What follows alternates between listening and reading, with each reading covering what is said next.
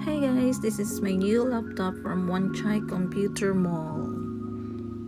The Acer Aspire 5 10th generation i5.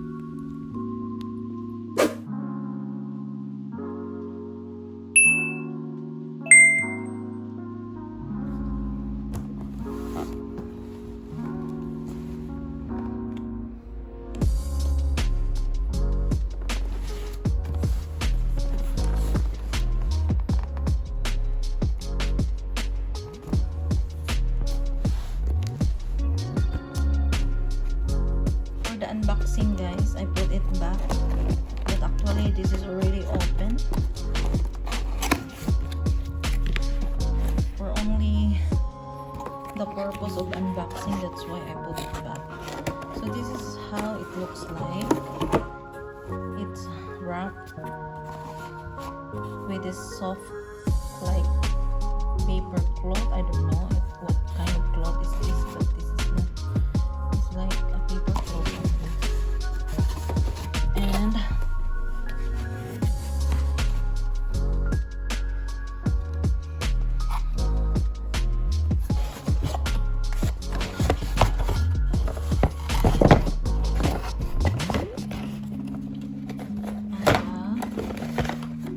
this one, and also this one is inside the plastic. I removed already the plastic, and so like this. So that's it inside the box.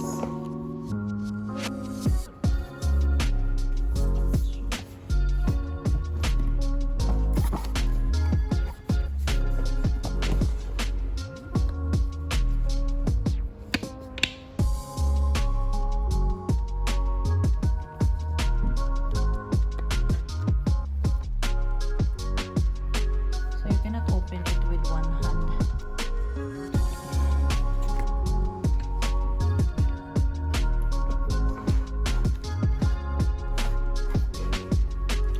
This is what I got from Computer Mall, Wanchai Computer Mall.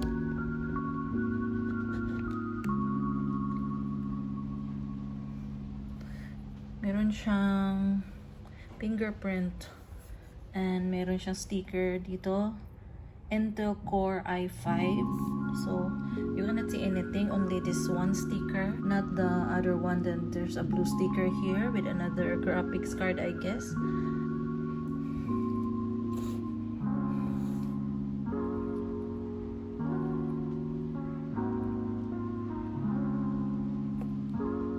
And this is Full HD 1080p. As you can see at the sticker here, Full HD 1080p. I've been using this already for how many months?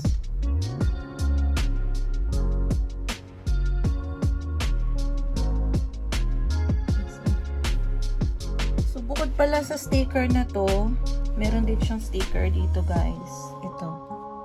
So ito nakalagay Aspire 5 because this is Acer Aspire 5. Nakalagay dito thin design, aluminum top cover, narrow bezels, ultra fast wireless speed Wi-Fi 6, Acer Trust Harmony audio, and HDMI port.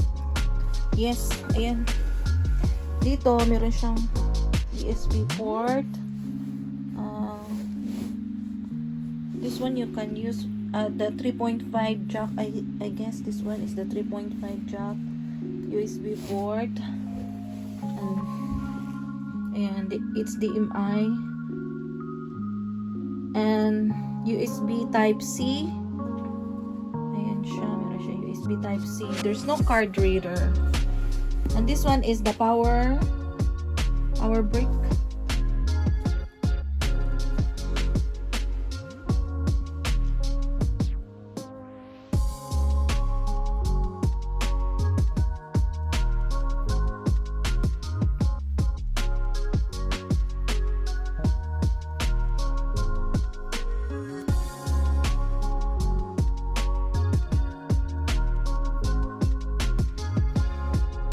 This is Windows 10 guys, but I got an update for Windows 11 if I want to update it into new Windows, but I did not. I just ignore it.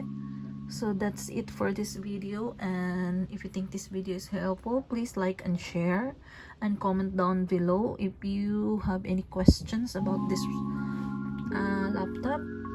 So bye bye and keep safe always. Bye.